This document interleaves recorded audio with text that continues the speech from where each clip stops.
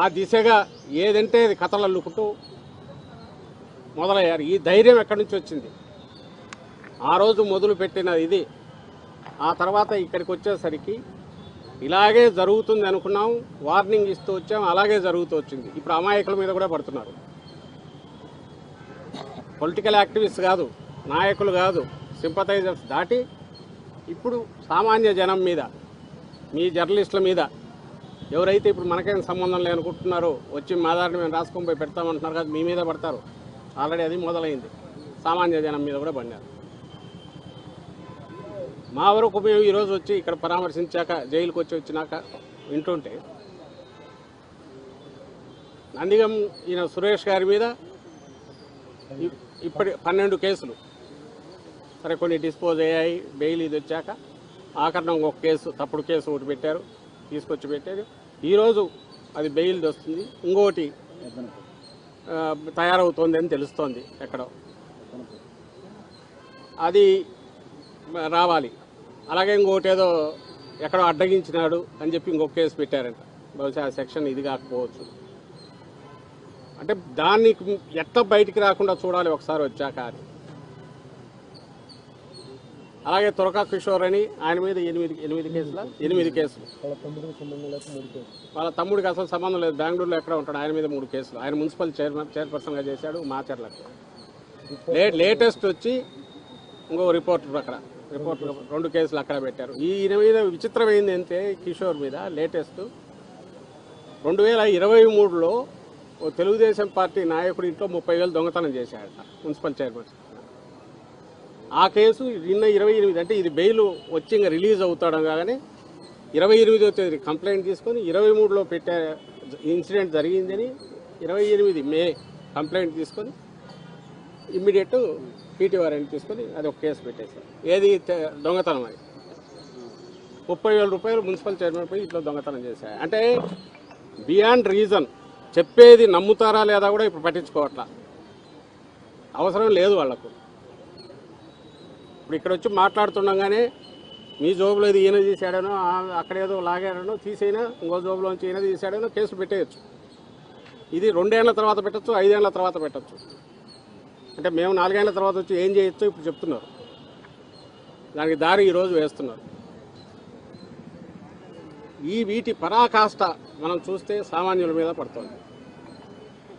ఎప్పుడైతే reason, rhyme, రీతం ఏమి అక్కర్లేదు, ఓ రేషనల్ అక్కర్లేదు, ఒక ఆధారం అక్కర్లేదు, పొగ కూడా అవసరం లేదు, మనకు ఒక కథ స్క్రిప్ట్ తయారైతే చాలు. ఆ స్క్రిప్ట్ కూడా మళ్ళీ అది హాచ్పాచే, ముందేం తయారు చేసుకోవాల్సిన అవసరం లేదు, మొదలు పెట్టాక యాడ్ చేసుకుంటూ పోవచ్చు.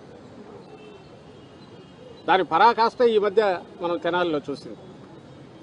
ఒక్కసారి చట్టాన్ని ఇంప్లిమెంట్ చేయాల్సిన వాళ్ళను విశృంఖలత్వానికి అలవాటు చేశాక, పొలిటికల్ అవసరాల కోసం వాళ్ళని వాడడం మొదలుపెట్టాక, ఆ తర్వాత ఎవరి కంట్రోల్లో ఉండకుండా ఎట్లుంటుందనేది సంవత్సరానికే, ఈ పాలన వచ్చిన సంవత్సరానికే మన కళ్ళగట్టినట్టు చూపిస్తున్నారు. లేకుంటే సర్కిల్ ఇన్స్పెక్టర్లు తెనాలి రోడ్డు మీద కూర్చోబెట్టి సినిమా షూటింగ్ చేసినట్టు కొట్టగలిగిన ఇది ఎవరైనా ఎక్స్పెక్ట్ చేస్తారా? కస్టోడియల్ టార్చర్ వింటున్నాం, లేదా ఆవేశంగా ఎక్కడన్నా రియాక్ట్ అయ్యేది జరుగుతున్నాయి, వాటి మీదే ఫైట్ చేస్తున్నాం. నేను అన్నట్టు తప్పుడు కేసుల మీద ఫైట్ చేయొచ్చు. ఇది ఏ చట్టం లేదు, కేవలం కాకి డ్రెస్ వేసుకున్నారు కాబట్టి మేము శిక్ష కూడా వేస్తాం. ఎక్కడో అండర్ డెవలప్డ్ దేశాల్లో, వెనకబడిన దేశాల్లో వినేవాళ్ళం, ఆటవిక నియమాలు ఉన్న చోట వినేవాళ్ళం, రాళ్లతో పెట్టి కొడతారని ఇది చేస్తారు. అది కూడా తెగల వాళ్ళు ఎవరో చేస్తే, ఇది ఏకంగా మీకు అధికారం ఎక్కడి నుంచి వచ్చింది? నువ్వు పోలీస్ డ్రెస్ వేసుకునే వల్ల వచ్చింది. అది ఎక్కడి నుంచి వచ్చింది? నీకు రాజ్యాంగం వల్ల వచ్చింది. నువ్వు లా అండ్ ఆర్డర్ ప్రొటెక్ట్ చేయమంటే, ఒకరెవరైనా కేసుకు సంబంధించి నిర్ణయించాల్సిన న్యాయస్థానం అయితే, నువ్వు న్యాయస్థానం దాటి పంచాయతీ చేయడం కాదు, శిక్ష కూడా నువ్వే చేస్తున్నావు, రేపు ఉరి కూడా నువ్వే తీస్తావు. ఇట్లాంటి వాళ్ళు ఉంటే సమాజానికి చీడపురులని నువ్వు అనుకొని వీళ్ళు చేస్తారు. ఈ విచ్చలవిడితనం ఇది ఎక్కడి నుంచి వచ్చింది? ఈ బరి తెగింపు ఎక్కడి నుంచి వచ్చిందంటే పొలిటికల్ ఎస్టాబ్లిష్మెంట్, పొలిటికల్ లీడర్షిప్. స్టేట్ను హెడ్ చేస్తున్న ముఖ్యమంత్రి, ఆయన కొడుకు స్వయంగా అవును మేము రెడ్ బుక్ రాజ్యాంగం ఇంప్లిమెంట్ చేస్తాం, రెడ్ బుక్ అంటే ఇట్లుంటుంది, తాట తీస్తాం అని ఓపెన్గా చెప్పి, అలా చేసిన వాళ్ళకే రివార్డు ఉంటాయని చెప్పినందువల్లే కొంతమంది అధికారులు కానీ పోలీసులు కానీ ఈ పనులు చేయగలుగుతున్నారు. దానికి అయినట్టే మిగిలిన డిపార్ట్మెంట్లు యూర్పాలు చేస్తున్నారు. ఇది డేంజరస్. ఈ డేంజరస్ ట్రెండ్ ఏదైతే వార్న్ చేస్తూ వచ్చామో, ఏ గవర్నమెంట్ అయినా ఉండొచ్చు, కానీ అదుపు తప్పిపోయిన తర్వాత ఆ తర్వాత గవర్నమెంట్ను వాళ్ళు లెక్కలేకేసుకోరు. సిస్టమ్ అది కొలాప్స్ అయినాక ఘోరంగా నష్టపోయేది సామాన్య ప్రజలు ఇబ్బంది పడతారు. లా అండ్ ఆర్డర్ ప్రొటెక్ట్ చేయాల్సిన వాళ్ళే లా అండ్ ఆర్డర్ను బ్రేక్ చేసి తమ కంట్రోల్లోకి తీసుకొని తామే న్యాయ నిర్ణేతలు, తామే శిక్షలు వేసి తామే ఇంప్లిమెంట్ చేస్తామనేంత వరకు పోవడం వచ్చింది అంటే ఇంకా అక్కడికి ప్రజాస్వామ్యం సంగతి వదిలేయండి, కామన్ మామూలు జీవితం కూడా కరువు అయిపోతుంది. ఆ పరిస్థితి వచ్చింది అనేది అలార్మింగ్గా ఉంది. నిన్న నెల్లూరులో కాకాని గోవర్ధన్ రెడ్డి ఆయన్ను తీసుకొచ్చే తప్పుడు కేసులు ఇంకా 4-5 వండుతున్నట్టున్నారు. దానికి సంబంధించి కలెక్టర్ దగ్గరికి అతని టైం తీసుకొని 2 ఎమ్మెల్సీలు, గోవర్ధన్ రెడ్డి కూతురు, మిగిలిన నాయకులు పోతే దాని మీద కేసు పెట్టారు. పబ్లిక్ ఆర్డర్ని డిజర్వ్ చేశారని. మొన్న జోగి రమేష్ కొడుకు దాంట్లో ఎవరో సైకిల్ ఏదో తిప్పి ఇచ్చేశారని అక్కడ కేసు పెట్టారు. ఇంక ఇలాంటివి ఎన్ని ఉన్నాయో తెలియదు. వింటుంటే ఒకటొకటి అసలు ఎక్కడున్నామనేది అర్థం కావట్లా. బహుశా ఇది వాళ్ళకి ఎక్కుతున్నట్ల చంద్రబాబు నాయుడు గారు కానీ ఆయన కొడుకు కానీ మేము అలౌ చేసిన ఏ లెవెల్కు పోయింది, రేపు మాకు చుట్టుకుంటుంది, ఇది ఎక్కడికైనా దారి తీసే అవకాశం ఉంటుంది అనే దీనికి వాళ్ళకు ఇంకా ఎక్కినట్ల చెప్తూనే ఉన్నాం. డేంజర్ వచ్చేసింది. ఇంకా ఏమాత్రం ఇదైనా న్యాయస్థానాలకు అప్పీల్ చేస్తున్నాం. ఎక్కడో చోట ఇంటర్వ్యూని అవుతారు, కానీ ఆలోగా వాళ్ళు రియలైజ్ అయితే ఓ రెస్పాన్సిబుల్ పొలిటికల్ పార్టీగా మీరు చేయలేని పనులు ఇంకొక వాయిస్ ఎక్కడ రైజ్ కాకూడదు, మీ తప్పుడు పనులను ఎత్తి చూపకూడదు అనే దీంతో మొదలుపెట్టిన ఈ బరి తెగింపు చట్టాలను పక్కకు తోసేసి ఒక మాఫియా సైన్యంలాగా తయారు చేసుకుని దానికి సబ్స్క్రైబ్ అయిన వాళ్ళను దానికి లొంగిన వాళ్ళతోనే పనులు చేయించుకుంటూ మిగిలిన వాళ్ళందరినీ పక్కకు తోసేసి వీఆర్లకు పంపడము లేదా వాళ్ళ మీద కేసులు పెట్టించడం చేస్తూ టెర్రర్ ఏదైతే క్రియేట్ చేశారో అది ఎల్లకాలం సాగదు. ఆ రియలైజేషన్ ఇప్పటికన్నా ఆయన 40 ఏళ్ళ ఎక్స్పీరియన్స్ ఉన్న చంద్రబాబు నాయుడు గారికి వస్తుంది అనేది ఆశిస్తున్నాం. సరే, ఈ కేసులకు సంబంధించి ఫేస్ చేస్తాం, ఫైట్ చేయాల్సిన పద్ధతిలో ఇది చేస్తాం. ఒక పొలిటికల్ పార్టీగా, అందులో ఇంత బలమైన పొలిటికల్ పార్టీగా ప్రజల్లో సుస్థిరమైన స్థానము, ప్రజల గుండెల్లో కోట్లాది మంది ప్రజల్లో అభిమానం కూడుగట్టుకుని సంపాదించుకున్న పార్టీగా వైఎస్ఆర్సీపీ ఫేస్ చేస్తుంది. కార్యకర్తలు, నాయకులు మేము ఫేస్ చేస్తాం. మా వర్రీ సామాన్య ప్రజల సంగతి ఏంటిది? దీన్ని అందరూ గమనించాలి. విఘ్నులు, మేధావులు, మీ జర్నలిస్టు కూడా అందరూ గమనించి మీరు క్వశ్చన్ చేయాల్సిందిగా మిమ్మల్ని అందరినీ కోరుతున్నాం. Thank you. రాష్ట్రంలో బయట ఇంత దారుణమైన పరిస్థితి ఇప్పుడున్న జిల్లా జైలు పరిస్థితి ఎలా ఉంది? మీ నాయకులకి డిగ్యూటీ ఉందా లేదా వాళ్ళు కూడా సంబంధించినంత వరకు ఇబ్బందులు అయితే క్రియేట్ చేస్తున్నారు. వాళ్ళు తీసుకుపోయిందే, అరెస్ట్ చేసిందే హ్యూమిలియేట్ చేయాలి, సైకలాజికల్గా, ఫిజికల్గా అన్ని రకాలుగా ఇబ్బంది పెట్టాలని చూస్తున్న దానివల్లే ఈరోజు ఆయన వంశీ పరిస్థితి చూసినా ఆ రోజుకు ఈ రోజుకు ఆరోగ్య సమస్యలు, నందిగం సురేష్ పరిస్థితి ఎట్లే ఉంది.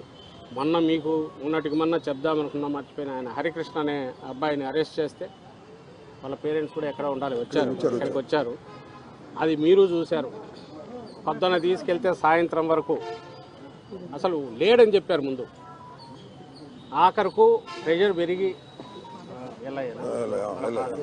హరికృష్ణ ఆయన ఫాదర్ అయినా పేరెంట్స్ ఈ రోజుకు ములాగా ఇవ్వలేదా, చూపించలేదా? దొరకలేదంట. మేము కలిసి వచ్చిన తర్వాత కూడా ఆయన భార్య, తల్లి ఇక్కడ ఉన్నారు. వీళ్ళు పార్టీ కార్యకర్తలు, నాయకులు అందరు వెళ్ళి పొద్దున్న నుంచి సాయంత్రం వరకు ఉంటే ఆ వీడియోలు మీరందరూ చూసింటారు. వెళ్ళి అడుగుతుంటే అసలు ఎంత ఇర్రెస్పాన్సిబుల్గా, బాధ్యతారహితంగా మీ మీద కేసులు పెడతామంటాడు ఆయన సిఐ. పోయి అడిగిన వాళ్ళ మీద చాలా మర్యాదగా ఆ వీడియోలో కనపడుతుంది. సార్ ఒక్కసారి చూడనివ్వండి అంటే చేయము, మేము ఇక్కడే కూర్చుంటామంటే మీ మీద కేసులు పెడతామంటారు. ఆఖరుకు అంతా అయిన తర్వాత చూస్తే అతను నడవలేని స్థితిలో ఉన్నాడు. కళ్ళ కట్టేట్టు కనపడుతుంది. మేజిస్ట్రేట్ గారి దగ్గర మొత్తం చెప్తే హాస్పిటల్కి పంపించారు. ఆ హాస్పిటల్ ఎక్కడిది? ఈ సిస్టంలో పార్ట్. వాళ్ళ ఈ ఎస్టాబ్లిష్మెంట్ ప్రెషరు డైరెక్ట్ ముఖ్యమంత్రి గారు ఆయన కొడుకు దగ్గర నుంచో వాళ్ళ ఆఫీస్ నుంచో కింది వరకు ఫోన్లు వెళ్తున్నాయి. టార్గెట్ పెట్టి కొట్టాలంటే కింది వరకు పోతున్నాయి. సో వాళ్ళ దగ్గర నుంచి ఫోన్లు వస్తాయి. ఇక హాస్పిటల్ మాత్రం వాళ్ళు ఆ డాక్టర్లు వాళ్ళు ఎట్లా ఇస్తారో తెలియట్లా. ఇది కళ్ళ ముందు కనపడుతుంటే రిమాండ్కి పంపించేశారు. నడవలేని స్థితిలో అతను ఉన్నాడు. ఇంతవరకు వాళ్ళ అబ్బాయిని కలవడానికి కూడా వీళ్ళని అలవ చేయట్లా. అంటే ఇది ఎక్కడ మనం చిన్నప్పుడు ఒక డిక్టేటర్షిప్ ఉన్న వీటిలోనో నాజీ దేశాల్లోనో ఎక్కడో అలాంటి జర్మనీ అప్పట్లో దాంట్లో చదివేవాళ్ళం, కథల్లో చూసేవాళ్ళం. ఓ నిరంకుశమైన ప్రభువు ఉంటే ఎట్లుంటుందని.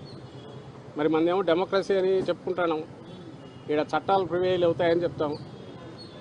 కానీ ఇక్కడ ఏ చట్టము అంటే చట్టాన్ని ప్రొటెక్ట్ చేయాల్సిన వాళ్ళు చేసుకున్న చట్టము, చట్టాన్ని ఇంప్లిమెంట్ చేయాల్సిన వాళ్ళు చేసుకున్న వాళ్ళ చేసుకున్నవి ఇంప్లిమెంట్ అవుతున్నట్టున్నాయి.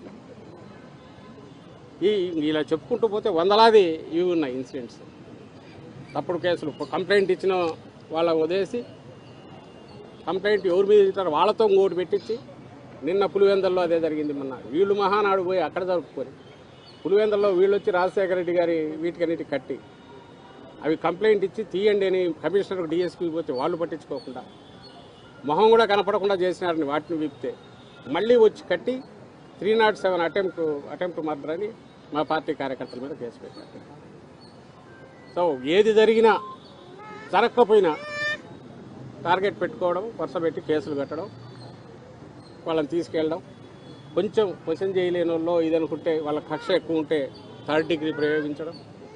ఇప్పుడు హరికృష్ణ దానికి సంబంధించి అతని మీద పెట్టిన కేసు కూడా అటెంప్ట్ మర్డర్ అని ఇంకొక మీద చేశారని. ఏంటంటే చొక్కా తిరిగిందంట. వాళ్ళకి చొక్కా తిరిగింది అటెంప్ట్ చేసినప్పుడు, మనిషి తప్పించుకున్నాడని కేసు పెట్టారు. మరి వీ డోంట్ నో ఇవి మరి రికార్డ్ అవుతున్నా ఎందుకు కోర్టులు కూడా దానిని ఆటోమేటిక్ జనరల్గా పంపిస్తున్నారో కూడా తెలియట్లా. బట్ సిచ్యువేషన్ అయితే మాత్రం అలార్మింగ్గా ఉంది. ఉన్నత న్యాయస్థానాలు అవి కూడా దృష్టి పెట్టాల్సిన పరిస్థితి అయితే కనపడుతుంది. దీని గొంతు ఎత్తి చెప్పడం తప్ప ఇంకోటి ఏం చేయలేకుండా ఉన్నాం. సో దీని మీద అందుకే మరీ చెప్తున్నాం, సొసైటీ, సివిల్ సొసైటీ మొత్తం రియాక్ట్ కావాల్సిన పరిస్థితి. పాలిటిక్స్ ఈజ్ పాలిటిక్స్, అపోజిషనే ఉంది. రాజకీయ పార్టీలు అనేక ఒకసారి అధికారంలోకి వస్తాయి, ఒకసారి ప్రతిపక్షంలో ఉంటాం. అది పెద్ద ఇష్యూ కాదు. మళ్ళీ ఎలక్షన్లు జరిగినప్పుడు మళ్ళీ ప్రజలు నిర్ణయిస్తారు. ఈ మధ్యలో ఎట్లుంది అనేది దాన్ని కాపాడుకోవాల్సిన అవసరం పొలిటికల్ పార్టీస్తో పాటు సివిల్ సొసైటీ